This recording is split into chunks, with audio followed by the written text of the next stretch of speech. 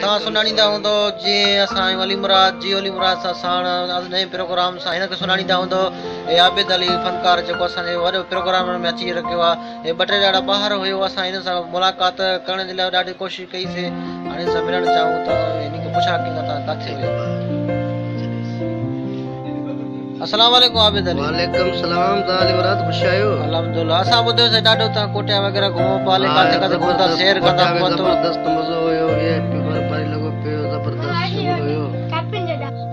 अच्छा, ॾाढो दोस्तनि सां एंजॉय कयोसीं, मोहबत कयोसीं, वरी अची आयासीं, हाणे पंहिंजे देश मोटी आया आहियूं। अलाह ख़ैर करे, मालिक भलाई कंदो। ॿियो ॿुधायो, तव्हां ख़ुशि लॻा पिया? अल्हम्दुलिल्लाह। इन्ही ते नयो हिकिड़ो कोई कलाम कोई फनकार जो नयो दोस्तनि जे बारे में थी वञे। जी जी, गंज इरशाद। होॾई हथ हथनि में यार घुमूं बाज़ार, दुश्मन सड़ी वेंदा है, वो दुश्मन सड़ी वेंदा, मुंहिंजो आहीं तूं पहिरियों प्यार, दुश्मन सड़ी वेंदा है, वो दुश्मन सड़ी वेंदा। ॾेई हथ हथनि में यार घुमूं बाज़ार, दुश्मन सड़ी वेंदा है, वो दुश्मन सड़ी वेंदा।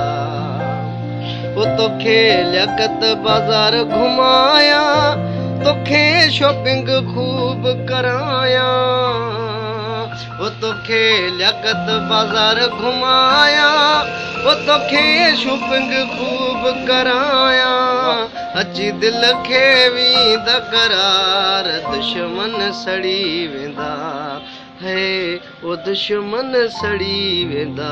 ॾेई हथ हथनि में यार घुमूं बाज़ार, दुश्मन सड़ी वेंदा है, वो दुश्मन सड़ी वेंदा। वो तोखे जबल नूर घुमाया, तोखे ज़ारत खूब कराया,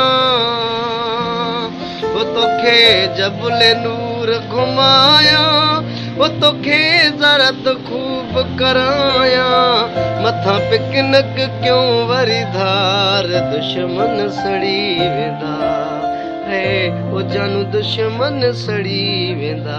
ॾेई हथ हथनि में यार घुमूं बाज़ार, दुश्मन सड़ी वेंदा है, अली मुराद दुश्मन सड़ी वेंदा। माशाअल्लाह माशाअल्लाह माशाअल्लाह। अच्छा, तव्हां दोस्तनि जे बारे में नओं कोई प्रोग्राम वग़ैरह तव्हां नई शइ तव्हां छा ॿुधाईंदो? दोस्तनि जे बारे में नई शइ तव्हां ॿुधायो, उन्हनि खे सलाम पेश। तव्हांजा जेका दोस्त ॾिसे थो पियो अॼुकल्ह आहिनि बि न, बसि हर कोई पंहिंजे ज़िमे ते आहे। पाण अॼुकल्ह यारी दोस्ती रही बि न आहे। सॼनि खे बसि इहो गुज़ारिश आहे, बाबा कंहिंसां धोखो न करो, बसि इहा गुज़ारिश आहे सॼनि खे बसि।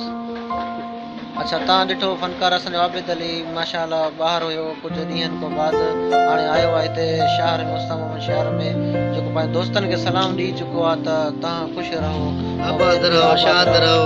मौला तव्हांखे गाज़ी जा दुआयूं हूंदा, आबाद हूंदव सदाईं। बसि दोस्तनि खे सभिनि खे इहे डेडिकेट कयो। प्रोग्राम जो टाइम आउट थी वियो आहे, त असांखे इजाज़त ॾिजो।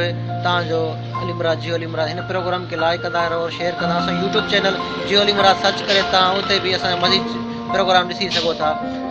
अल्लाह हाफ़िज़। आबिद अली मुराद खे इजाज़त ॾिजो।